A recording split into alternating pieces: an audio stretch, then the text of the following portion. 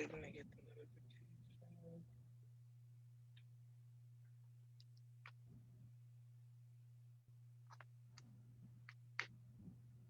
the Okay, boom.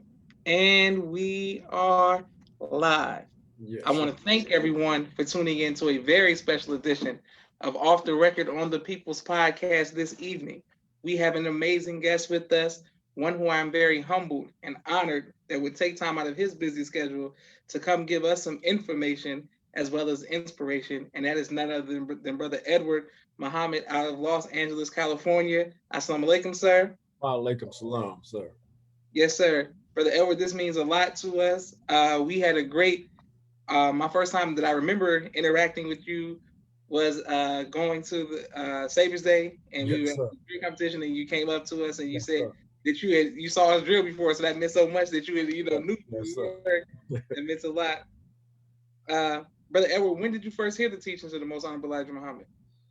Mm, I think in 1992, I was in Pelican Bay State Prison, and I was actually, we had just had a riot, so they had put all the blacks on the yard by themselves, and we was out there in our drawers getting our cells searched, in our shower shoes, and I remember hearing this brother talking about Hiram Abiff.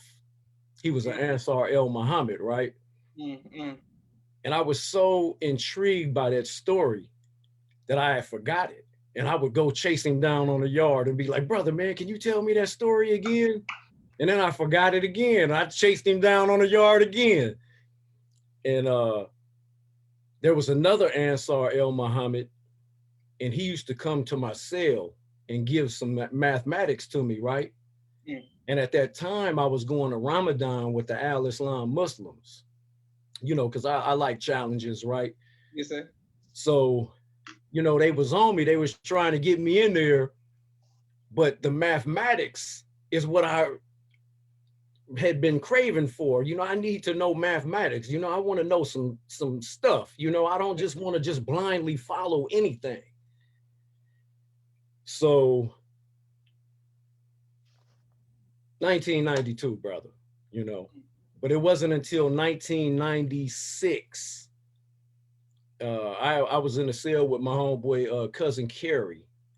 He's the one that got shot with Nipsey Hussle. He was the first one that got shot. He was my cellie for like 2 years, and Mm, he was a Jehovah's Witness. And at the time I was studying to be a Black Panther. I was doing the communism, studying Mao Zedong and all it, doing the whole thing, George Jackson. yes, sir. And every time I would smoke weed in the cell, my cousin Kerry used to try and read to me out the Bible. And I'd Mm, be like, Kerry, man, I don't want to hear that, man, right? you know. So he said, well, man, when you was on the yard, man, the Bible says, man, that you don't talk to people that way. And I'm like, man, show me where it says that. So you go, right there, read that. I'll be like, you read it. And he'd be like, no, you read faster than me. And I read it. And I'll be like, man, so what, man? You know what I'm saying? I was real rebellious, very rebellious, right? So after a short amount of time, it started waking me up a little bit. It started awakening that God in me, right? So um, I said to myself, if I'm going to be following any teachings, if the Black man made a religion up that's so evil that it's going to take me to hell, I said, damn it, I'm going to have to go with my own people. I said, man, I'm not going to hell with no Caucasians. I'm not going to hell with the brown man, the yellow man, Arabs, nobody, man. If I'm going to go, because I already knew growing up as a Christian, the behavior patterns of Christians, you know what I'm saying? On how, you go to church every Sunday, but you sinning every day and you just show up on Sunday looking clean, right? Plus, in the Europe, this society right here, the Satan man is trying to trick you out your money every time you turn around. He's sending you mail, deceiving you. You know, he's trying to always get you out of your money, man, and lying to you. Every time, you know, you buy a bag of potato chips or something, you know, and it's halfway full. You buy some baby powder, it's halfway full, you know. So I said, man, I'm not going with Satan. If he done made Christianity, he made Jehovah with, he doing all of these different religions, baptism, all of that. I'm not following none of that. Mm. And that's what made me start really getting into the teachings, because there was a brother that was a minister on the yard, and I ended up getting my hands on the study guides in 1996, Mm. Mm. and I was studying self-improvement. And when I read that, the Honorable Minister Louis Farrakhan, I said, man, if my father would have knew this, I would have never started gangbanging, because I would have never wanted to be a nigga, you know, because I didn't know what in there. I thought it was cool to be a nigga, to keep it real, 100% nigga. You know, that was my idea. You know, so when when when I read the Honorable Minister Louis Farrakhan, that woke me up quick. Mm. Yes, sir. Beautiful. Praise be to Allah. And my sister Miriam says, Assalamu alaikum, family. And brother Ronnie Sadiq says, Brother Edward is a good Oh, brother. yes, sir. Yes, sir. I know the brother. Yes, sir. Okay. My how did you for I grew up in Naperville that's outside of Chicago, so I'm familiar with gang culture, but Yes, it's Chicago gangs is way different from LA gangs. yes, sir. How were you able to what's the process of leaving out of the gang life in LA to join the nation? Like what do you have to do? I didn't have to do anything. Mm. You know, I had did 16 years in jail. Mm. So, you know, and it was for some very violent crimes. You know, I could have got life in prison, but Allah blessed me to overcome that, put me in, sit myself down for a while and gain some sense, you know. Yes, sir. Yes, sir. And by the time I got out, I really didn't care what nobody thought. You know, I had to carve out my own path as a man, Mm. you know, but when I got out and I seen my homeboys, they was like telling me to keep doing it. They was like, man, that's what's up, homie. You keep on doing that, man, doing what you're doing. You know what I'm saying? Because I was very known in my neighborhood. I mean, I'm still known.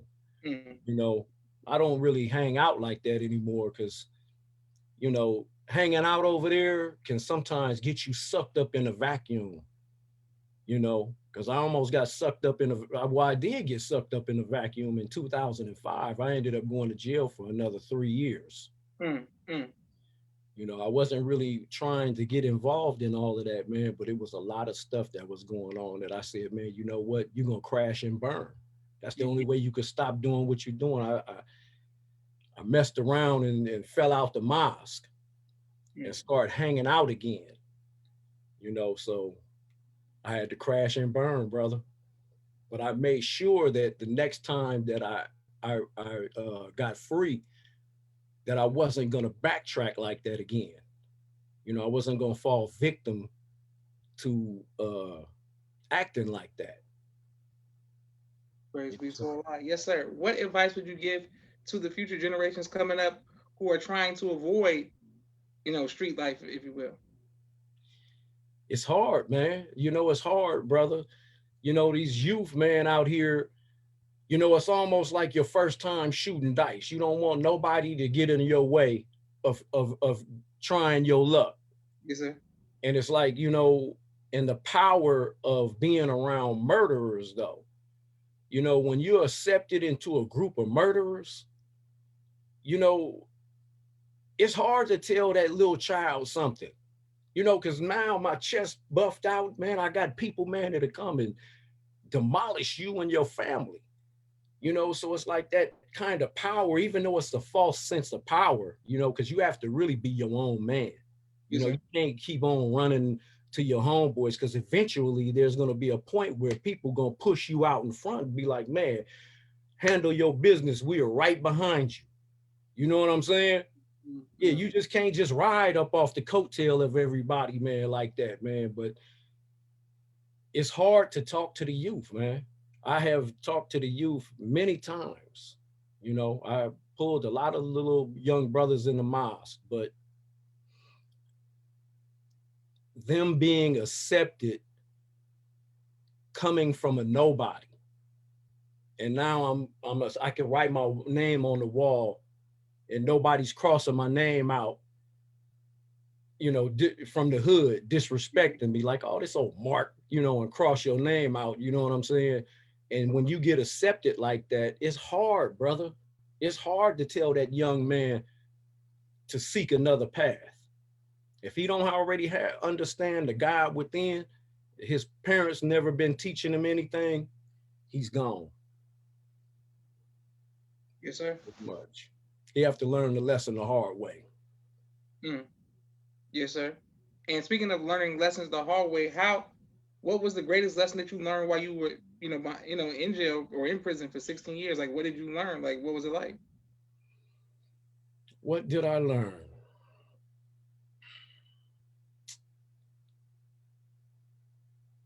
The hardest lesson? I don't know, brother. I never thought about that, the hardest lesson, but, I know I wanted my freedom, and I know that I didn't want to return. The Bible says a dog returns to his own vomit. Yes, sir. Yes, sir. I didn't want to go backwards, and after I got out in 1999 and I seen how strong the brotherhood was, brother, man, you know, when I first got out, the nation actually shut down a gang, one of our rivals. Mm. I remember it was like 30 of them out there. And I'm like, man, I don't know what y'all think y'all finna do with no 30 these dudes, man. You know what I'm saying? Because I know 30 of us, we finna move the crowd, my Yes. neighborhood. So I'm like looking at this like, oh man, I'm thinking the nation was like the church at first, though. Man, them brothers, man, mashed down there. I mean, man, when I turned around and seen them coattails and them, I seen their legs, they was just with extreme prejudice going down there where them gang members was at. Praise be to the Lord. And brother, man, I said, man, them dudes know martial arts. I said, that was what ran through my mind, right? Because they was just, man, when they came and bust out the door of the mosque, man, they was going right down there with extreme prejudice. And I felt that. And I know if I felt that, it wasn't even aimed at me. I know they felt it. And when I seen that, the police cars came, the helicopters was out there. It was like it was a riot, man. Man, it was about 200 black people out there. And when 200 black people get out there and they start hollering and stuff going on, somebody finna get smashed, in Los Angeles. It's finna go down. Yes, sir. And the police was there. It was like 5 police cars, sheriff cars.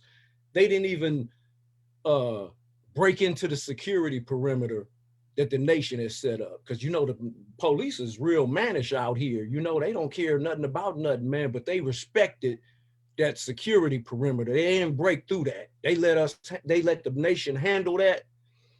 And when I seen that, I said, man, God is blessing these brothers, man, because they trying to live righteous lifestyles. And God is making the brotherhood strong like that. The army of God, yes, in sir. a righteous way, without guns. Police can't come, 30 police can't go down there with 30 gang members. They'll be like, man, y'all ain't got no guns? Oh, it's finna go down. Yeah, so the police, but that was one of the greatest things that I ever seen with my own eyes with the nation. And after that, it was no turning back. Praise be to the Lord. Yes, sir. I used the picture from your Facebook for the flyer of you meeting the Most Honorable Minister Louis Farrakhan. Yes, sir. What was that like, and how did that impact you? Well, I wanted to be able to personally talk to him about some things, but it wasn't that kind of meeting. We had just did a ceasefire with one of our like maybe number 2 enemy. So me and one of my homeboys had put it together. His name, well, I'm not gonna put his name out there, but we had put it together, and we almost got into it with him in the Epic Center in Los Angeles. And it all boiled over though. And Minister Farrakhan, the Honorable Minister Louis Farrakhan, was out there giving us a lecture, and he seen all of us rush to the back. out the door. So we didn't want to start fighting in there with the ministers. So we all ran out to the back, and he wanted to meet us because we was trying to put this thing together. So he called us in his what was that, uh the Dianetic building, the hotel or whatever that thing Yes, sir. is. Yes, sir. Yes, sir. Yes, sir. And there, and he called us in, and he was just basically telling us anytime we try to talk about peace between black people, he said no, that there are agents working against you. He said, so be mindful of those that say, man, I ain't doing no peace. I ain't doing no whoop, whoop, whoop. I'm finna keep this going. He said, many of those are agents. So he Mm, was basically trying to tell us what to look out for, but it didn't last long. mm, We went back to fighting with one another. And a lot of that stuff happens because of the county jail. Like if we say that we're going to do something in the streets, they're still stabbing each other up in the county jail. So these are fresh wounds that continue to happen, mm, mm, you know. And then we have stories, man, of the police coming by doing drive-bys and hollering out another gang name. mm, We had a homeboy that got killed. It made the news. And they came in our neighborhood, the police, and told some of my little homies, yeah, what you think about the such and such, they did that. So they create this violence between us because they know that we kind of like dumb enough to believe and go out there. Oh, is that right? That's who did it. Like they being our friends telling us who did it.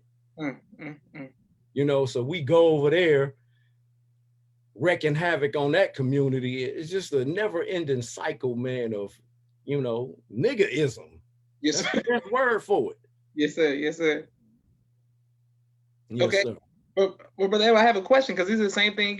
Once again, I play sports, but being where I'm from, Naperville, sports is like the gang culture. That's where it's like football teams, basketball, whatever. That's like a team thing. But then in the city, 45 minutes away, Vice Lords, GDs, Black Stones, that type of thing. And I would always ask people who I knew that was in gangs, why y'all don't just move? Why don't if it's bad, if people want to kill you, why don't you just move? Well, you're powerful in your neighborhood. Mm, mm, mm. You know, like before you be a bum, you should be able to get some money in your neighborhood. I mean, you know what I'm saying? That's what the neighborhood there for. If you can make it there and survive there and maintain respect there, you can get your money there. Even if you can't maintain your respect, there's people over there that they just making it. You don't have to be super tough. You just have to be liked, I guess. Mm, mm, mm. People have to like you. Yes, sir. But as far as moving out, you know, I had a very bad habit of never wanting to leave the hood. I Mm. didn't want to travel nowhere, didn't want to go eat in nobody else's neighborhood. I didn't want to do none of that, because it was so dangerous at one time in Los Angeles. You couldn't go nowhere. Mm. You was finna be hit up. Somebody see you walking somewhere, oh, they finna be on your butt right Mm. then and there. Mm. Who is that? Man, everybody finna come in the store where you at or wherever, and kill you or jump on you real bad. Mm. Knock you out, jump on you when you knocked out, kick you, throw stuff on your head. So, it was real bad in Los Angeles, brother. Yes, sir. And once you join the nation and you have to move, interact in different neighborhoods, and the other another set or another, what I'm saying, gang see you. How does that happen? Well, I mean, I haven't had any problems. I haven't had not one problem. Praise You be to God. know, and as far as being it that I was a gang member, and when I was in jail, you know, I was influencing young people. you know, because I used to do burpees. I used to have a cold pull up and push up routine, Yes, sir. jog around the track. So I used to talk to the youngsters and we used to jog around the track. You know, the people will see us jogging and they'll see us go to the middle of the yard, do our burpees, go over there, do our pull up and push up routine. And I started getting youngsters that was from different neighborhoods that was enemies, Mm, but they wanted to keep up with this workout. So while we would do the burpees, I'll be teaching them, you know, and I gained a rapport with them, you know. So I remember one time it was this brother. He was a blood, and he was the person that was running the dorm that I was in Corcoran State Prison. And he says, "Man, you gonna take this thing over, man, when I leave?" I was like, "Man, I'm not finna take it over because you know, we kill our leaders, you know." mm, And mm. so he was like, "Man," so uh, he was about to go home in 2 weeks. So he said, "Man, you mean to tell me you gonna let these up north dudes take this thing over?"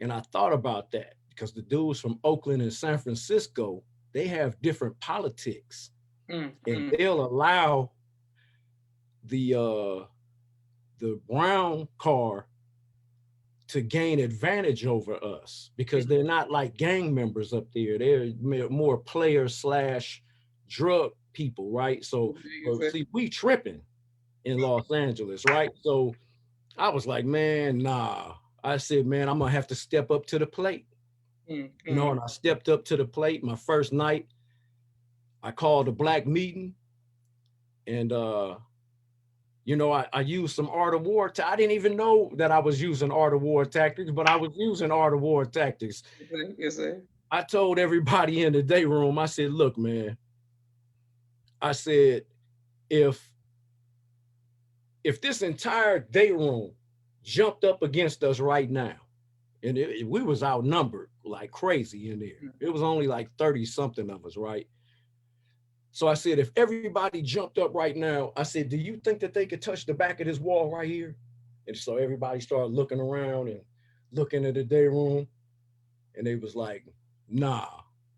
I was like, exactly. I said, that's how we gonna win. I said, if we're gonna choose a spot right over there in that corner over there, we're gonna get they shot callers together. Whenever we have to take off, you know, this is taking off right here, right? I Yes, said, sir. because we want to win. I told them, don't be arguing with them, you know, because when you argue with them and you go haywire on them, they come back and attack us when we sleep or when we don't know, you know what I'm saying? So it's like, don't argue with them. I said, man, when we make the decision, man, that we gonna win. I said, we're gonna take them right back in that corner. We're gonna beat up the shot callers. We're gonna form that same wall that we could form right here where they can't touch the back of this day room. We're gonna beat them up right there in front of everybody. They gonna come running back here with the broom handles and trying to hit us in the head. And we're gonna form this wall, and they ain't even gonna be able to save their own people back here. Mm, mm, I said, that's how we gonna win the war with these people. mm. And I became their fearless leader. Praise be We to had a God. plan. I gave them something that they can see that they can win. And so I told them, I said, look, I picked some youngsters out, right? That I knew that was young and vibrant and they was willing to do stuff. So I said, you, and you. I said, if somebody come up in here 300 pounds, muscle bound, and can't none of us get him up out of here by ourselves, and he got a snitch jacket on him, I said, he finna get up out of here. I said, because you and me, we gonna get him up out of here because he not finna stay in here. Mm, mm. And what that did was that made them feel in front of everybody else like, yeah, you know, we finna get him up out of here. Yes, sir. Yes, sir. And so, you know, that taught me. And then I ended up going, I had a lot of pull in Corcoran. That was the old Corcoran. Then they said, you're rolling it up. You're going to New Corcoran. And I really didn't want to leave because I had so much power right there. Mm, mm, mm. So I had to go start over in New Corcoran. I ended up doing the same thing over there. And I Praise. said, you know what? Allah put me in a situation where I would have never took the lead on none of that. I just played the background, you know, being quiet. but he forced me into the forefront. So when I got out of jail, I used that same energy in the nation to go after the youth. Yes, sir. Praise be to Allah. Excellent, sir. Yes, And sir. Brother Ronnie Sadiq is saying teach hard. And thank you all for continuing to watch People's Podcast. Yes, sir. Yes, sir. And did anybody that you ever did time with, did you ever see them once you accepted the teachings, and how did they receive you once you accepted it? I mean, they had to accept it. I mean, you're a man gonna be a man, you know. I mean, because we gonna get into it, Yes, sir. you know. So a man is gonna be a man, brother. You know, I'm gonna stand up for what I believe in, and this is a righteous cause. And you know, we gonna clash, we gonna bump heads. It's gonna happen. Yes, sir. So they gotta respect it. Praise be to Allah. Yes, sir. I wasn't complaining when I was gang banging. Mm, mm, You mm. know, don't complain when I want to do something right. Yes, sir. Beautiful. My next question is, what has been your greatest trial in life, and how have you overcome that trial? My greatest trials. My greatest trial is keeping away from my neighborhood. There's some power, you know. I got a lot of love there, you know. I got a lot of people, man, that when they see me, man, is smiles, is hugs, you know, and it's like that can pull you back. Well, it can't pull me right now, you know, because I've built up a strength against I had to tell myself one time when I was in jail the last time, I kept on making up excuses on why I needed to go back over into my neighborhood and do stuff, right? So I'm using the teachings and everything to go over there and just be right. So, but I thought to myself, I said, man, why do you want to keep going over there so bad? And I thought to myself, it's a feeling. It's a feeling. You know, I want to be acknowledged, you know, have love. I want to, you know, and then, you know, when you're over there, you know, you can get somebody smashed too, Mm, you know, so it's like there's a power there. And so I summed it up. It's a feeling. You want to keep doing these things for a feeling, you mm, know, and you got a family, you got two children, two little girls, man, that love you, a wife that love you, and we got an impeccable bond. And you want to sit up, man, and put yourself in danger, man, because of a feeling. mm. And that was like one of my greatest trials. I had to really man up, man, and stop playing around. You know, I had to either I'm gonna sit on one, you can't sit on two sides of the fence like that. So I said, man, the nation, man, is the nation is all powerful, brother, and people don't even understand that. You know, they be looking at us like, oh, these dudes, man, with these bean pies and papers, and but they don't understand, man, what kind of power exists up under that. You know? Yes, Yes, sir. sir.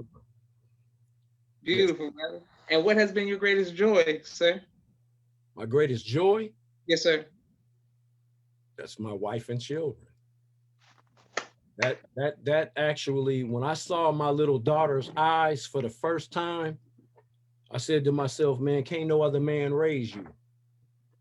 I have to be in your life. And, you know, I had to stop playing games. You know, I had to be responsible. It automatically made me really have to man up when I had my daughter, you know, because either I'm going to keep on playing games and keep going to jail for getting caught with guns and stuff like that and just doing stuff, jumping on, hurting people, knocking people out, getting into it with people. And it's like, my record is so bad. Every time I go to jail, I'm finna go for a long time. Yeah. I've been arrested 22 times Mm, before 1989. mm, 22 times I had them cuffs put on me and went to jail mm. before I was 21. Yes, sir.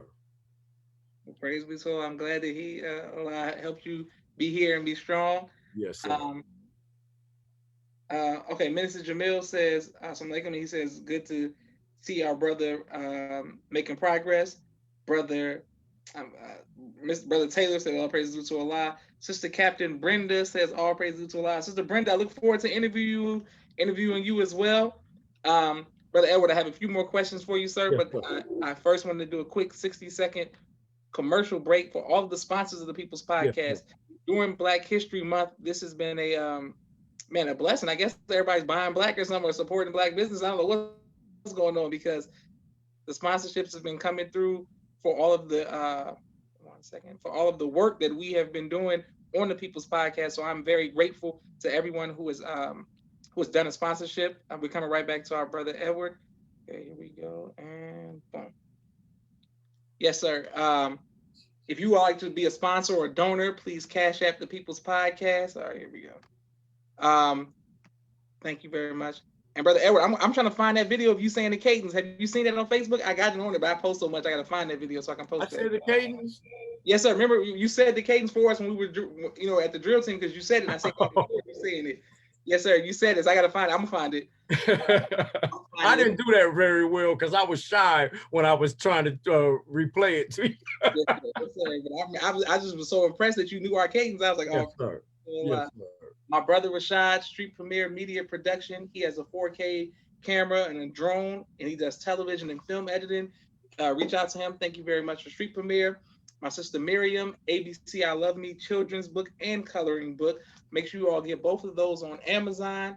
My sister Naima Muhammad, Stay On Point Dance Academy, LLC. She teaches ballet virtually to young girls all across the country. We love our tiny dancers.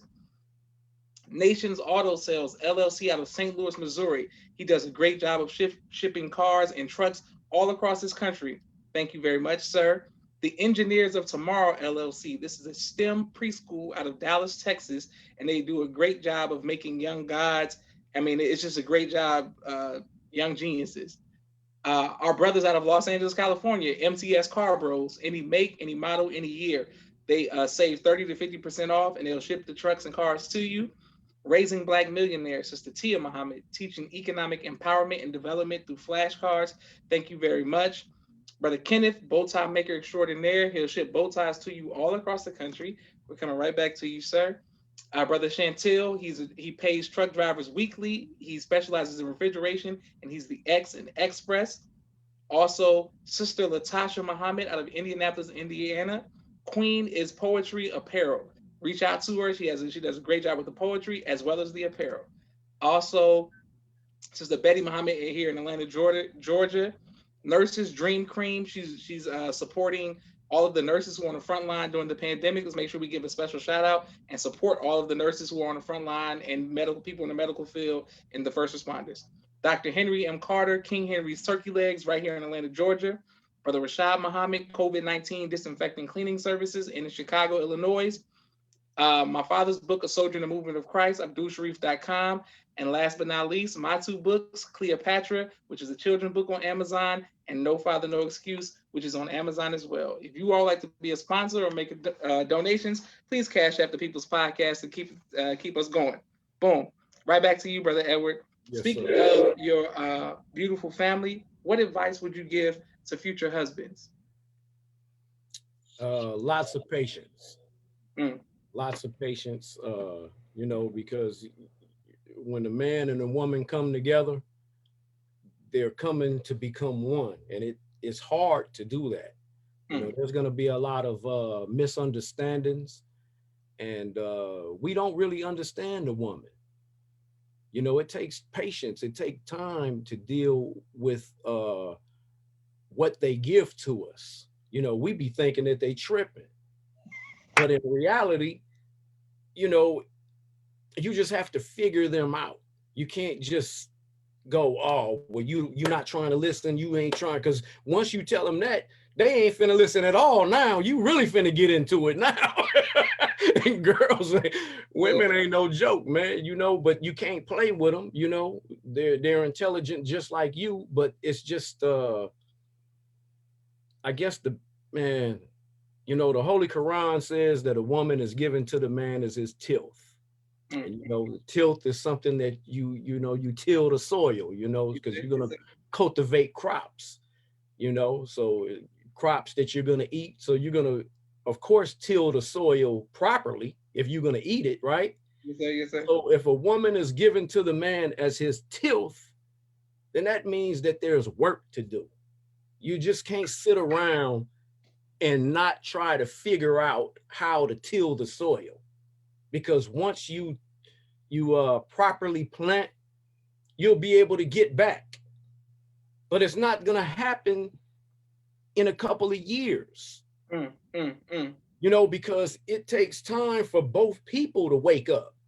And it's all a matter of when, and you can't, men don't ever get upset with your woman. And if she says something to hurt your feelings, take it. Be Mm, the man. mm. Take it. Don't say nothing back and get smart and say something stupid and hurt her feelings, because you're really damaging things. You take it. Yes, sir. You Yes, be sir. the man, because you're trying to, like the Honorable Minister Louis Farrakhan said, that some women are like wild stallions, you know, and they don't want you putting the bridle on their back, Yes, sir. Yes, sir. So if you're trying to tame a stallion, it's going to take you got to be a genius in trying to put this bridle on this stallion's back, Yes, sir. Yes. so you have to be a scientist if you're going to try and get the best out of your woman. Beautiful. Praise be. Lots of patience, brother. Lots of patience. Take plenty. Take plenty, plenty, plenty. Yes, sir. Yes, sir. Yes, sir. And Brother Edward, what do you do for fun? Nothing. There's nothing that excites me. Mm, I'm not excited by anything really. I've mm. basically lived my life, and I've, experienced a lot of stuff. I've went out into the world, and every time I went out into the world, it was chaos though. So Mm. it's like now I'm more of a retreat. I don't want to go out there because I know it's crazy people out here. So I know that, I'm still a little crazy still, and I'm what? I mean, I'm sorry, but you know, I'm trying my hardest to adopt uh patience for our people. Yes, sir. I'm so used to going violence or the same energy that you giving me, I give back to you harder, Yes, sir. because that's worked for me all of the time. Yes, sir. That quells the situation many of the times, but sometimes somebody can come back and kill you though, for arguing with them, Yes, sir. Yes, sir. so you really have to you have to have a lot of humility in dealing with the people, and that goes for every color. Yes, sir. Yes, sir. Yes, sir. Because some people, they don't have nothing to lose. I just saw a video this morning on YouTube. It was people in Pennsylvania. They was shoveling their Yeah, snow. yeah, yeah. I saw it. I saw Yeah. it. Oh man, that was cold. Yes, That sir. was cold. Man didn't have nothing to lose. Killed two people. Then went and killed himself. Yes, sir. He went back in, came back out just to make sure they was there. And I said, Yes, God. sir. That was a cold one. Yes, sir. Yes, sir. What type of music do you listen to, Brother Edward? I listen to hip hop, R&B. Okay, okay. You know, Can you give us look, an example? uh, everything. Mm. Everything that's out there. I still stay up to date with the new music and everything, old Okay, okay. music. I listen to a little bit of uh I guess you call it rock or whatever, classic or some the Vietnam days, Okay, okay, 'cause I okay, was okay, born okay. around that area, so I remember songs when I was little. Yes, sir. So I play some of those songs sometimes. Beautiful. But I like new age. I like everything. If it has a nice ring and it touched my spirit, I'll listen to it. Praise be to Allah. Yes, sir. And will you ever write a book on your personal life, sir? Uh, I would. Yes, sir. I would write a book on my personal life, but I have to learn how not to use things that can get me in trouble Mm. in my neighborhood. Yes, You know, because I can still get in trouble in my neighborhood. You know what I'm sir. saying? I'm not that big. You know, neighborhood ain't no joke. You know, don't Yes, sir. know. Yes, sir. Yeah, ain't nobody, man. But that and not getting myself in trouble as far as with the law. You know, because there's man, I've got caught for some things, but there's a lot of stuff that you do. You keep on doing it until you get caught. Yes, sir. Yes, sir. Yes, sir. You know? So I have to learn how to, weave and dodge and learn how to make it nice without getting in trouble. Yes, sir. Well, brother Edward, what would you like your legacy to be, sir? My legacy, just that I was a good brother, and I would rather be known for good things than bad things. I don't want to be labeled as a killer. I don't want to be labeled as the best this, best that in the underworld. I Mm. don't need to be having that kind of reputation. You know what I'm saying? I would rather be known for good things on the earth. I've already been, so like Nas said in the movie Belly, man, it's always the what did he say? It's always the toughest ones that get killed or something like that, he Mm, said. mm, mm. So black people not scared of black people. Black people kill black people. Yes, sir. Yes, sir. So trying to have respect around a group of murderers, you know, I mean, man, stop playing. You know, I've seen some of the toughest dudes, man. They're dead now.